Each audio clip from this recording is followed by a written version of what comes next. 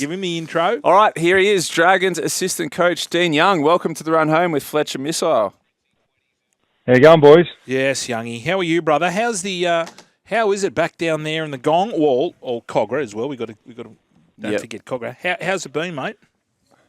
No, it's been great, Fletch. I enjoyed my time in Townsville, working with the Cowboys and under Todd Payton, but an opportunity to come back to Wollongong and work under Flanagan, who I worked with at the Dragons before I left. We were both assistants under Paul McGregor and formed a good relationship and stayed in touch ever since. So when the opportunity come home, it's sort of too good to knock back.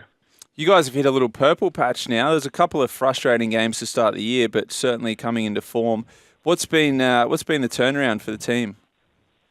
Oh, look, I wouldn't say purple patch. We've put two together, but there is definitely improvements from last year. Like last year, we either won or we got beaten by plenty. And this year, the games we've lost, although they were really, really disappointing, we've had two games where we got beaten by a point, and the Dogs beat us by 8 points in round one. So I suppose the gap between our worst and best is getting closer, but we've still got a long way to go.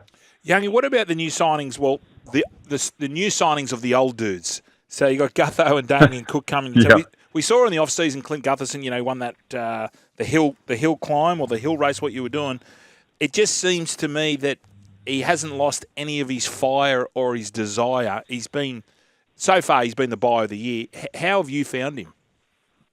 Oh, Gutho's been awesome.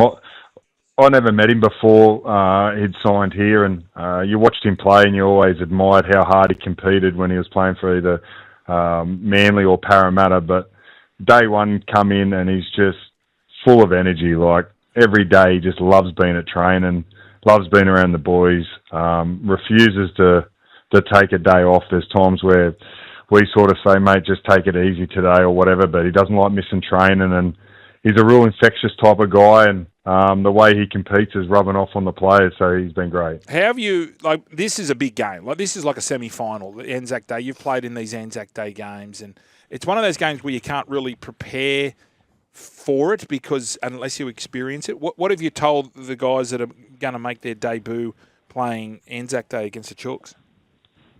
It was funny, I don't miss playing footy anymore. I don't know about you, Fletch, but I don't really miss it too much these days. But this game is when, you wish you could be out there. And I remember playing, you get through that round 7 match, or sometimes it was played on round 7, so it might be the round 6 match, and you got through injury-free, and you're just, how good's this? I'll get to play on ANZAC Day. And back when we were playing, it was the only game on ANZAC Day. There was no Melbourne versus the Warriors or anything like that. It was just Dragons versus Roosters, 4 o'clock. So it was a huge event. I'm so privileged. I think I played in about 9 of them. So privileged to play in so many. And then I've been involved as assistant coach in plenty as well. So we haven't really gotten around to the players that are making their debut or are new to the club.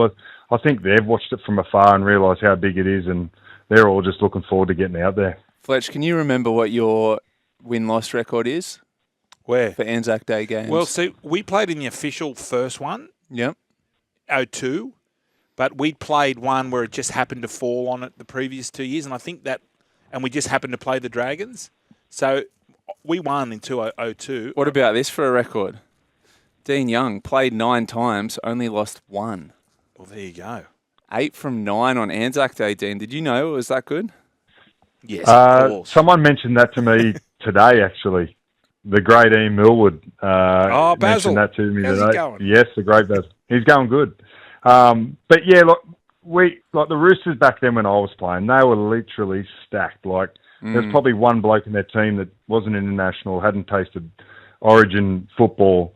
So a lot of those games we probably went into it as underdogs a little bit, and we rolled out some terrific sides as well. But there was a good little rivalry there, and both sides were always up for it, regardless of where they were at on the table of the competition. So I'm sure Friday will be no different. It's going to be a cracker. The only one you did lose was that famous Freddie Fittler double left foot step. Oh, the left foot. Did he step Tomo and then Ryan Power? Oh, right. It was... Yeah, Ryan Powell, I think might have been his debut or only played one that's game. heavy. But we didn't talk about Freddie's left foot step much either during the footy. No, that wouldn't come up on the tip sheet. But it was that good. He still got him. And but yeah, like I just remember playing all those big stars, Craig Fitzgibbon, Ricketts and Fittler. And then obviously when I was carrying it out of yardage, I had to look across the line to see where Adrian Morley was. So. Mate, speaking of 5'8", Kyle Flanagan. Now, I was just saying earlier, it seems to me now he's played 105 games, so it seems to me now that it's just sort of clicked to him, like clicked with him. Like he's not as impatient. He's not as impatient as he's been. I think he's been one of your better players this year. Have you found that he's sort of matured a little bit this year? Well, I didn't know Kyle before he got to the club, so I've known him for 18 months. Yeah. But I sort of went through the same situation with Tom Dearden when I was at the Cowboys, and he arrived from the Broncos like a kick dog. He had no confidence, and all they need is the focus on a couple of things, and then people to believe in them, and it can turn around pretty quickly for him. And I'm not comparing Tom Dearden to Kyle Flanagan, but Kyle come to us with being around at a couple of clubs and, wasn't playing first grade and his confidence was pretty low. And obviously he's come here and we've welcomed him, and he certainly is a style of player that we want at the club, who competes really hard. He loves his footy. He's really well prepared, and I think with his work ethic, he's seeing the rewards now. He's playing some really consistent footy, and that's all we ask of him. Dean, you're in the New South Wales Blues coaching setup with Laurie Daly. A big one that we've been talking about here is the makeup of the New South Wales back row. Have you got a short list at the moment? Have you got the incumbents, or where does a Hudson Young or a Jacob Preston fit into that? Yeah, look, we actually had a spine meeting last night with the staff and a few of the New South Wales players, and it's so exciting to be involved in that arena. I've always, loved watching it, and then was lucky enough to play the one game for New South Wales. So now to be involved as an assistant coach, I'm that excited. But the team hasn't really been discussed too much between Loz and myself and the other two assistant coaches, because it's so far out. There's 4 weeks to play. So many things can happen with injuries and suspensions. There's so many times where I'm sure coaches have got their side penciled in, and on the Sunday night something happens. So, we've just got a squad in mind at the moment. And, apart from that, we haven't gone into too much detail of what it looked like. Yeah, you're right. You can't be... It's a long way, isn't it? It is, 'cause you can think to yourself, right, we're ready to have the team, and anything can happen. I tell you, couple of blokes who... maybe not this year, but in the foreseeable future could be Blues back rowers or front rowers. Toby Couchman and Dylan Egan. Far out. Toby Couchman last week, his first 60 minutes was brilliant. And young Dylan Egan, tell us about this kid. Yeah, look, we've got lots of good young forwards coming through at the moment. Dylan Egan, Hamish Stewart are both from Gerringong, and they're really good talents. Both Couchmans from Thirroul, and they've got bright futures. And we've got young Loco and Finau Latu, and lots of young kids that have come through the St George Dragon system. So hopefully we can keep them all, but they're a good group of kids that come to training really eager to learn, and their work ethic's great. And that's why a few of them have got themselves in the situation where they're now regularly in our team, and we know we can trust them. Like, we've been in some tight games throughout the year, and we're more than comfortable putting, Dylan Egan out there or Hamish Stewart out there, Toby Couchman out there when the game's on the line, because we just know that they're just going to keep turning up and finding that one effort that we need. So it's exciting times for the club, and as long as they stay true to themselves, I'm sure they're going to have big, long careers, and hopefully they do get to that representative level. Young, you use that word there, trust. So you trust them. What are you looking for? So when there's a kid playing New South Wales Cup, and he may be scoring 3 or 4 tries and setting them all up, but I'd imagine looking at Dylan Egan, and he just came on when he made his debut. I think it was against Melbourne. Was that his debut? Yep. He just went berserk. What is it that you saw in him, or you and Shane Flanagan? What did you see in him playing New South Wales Cup and you went, righto, now he's ready to be playing NRL? Yeah, look, depending on position and what balance of your team is, you're looking for different things from different players. But when it comes to trust, Fletch, it's people that just keep moving defensively.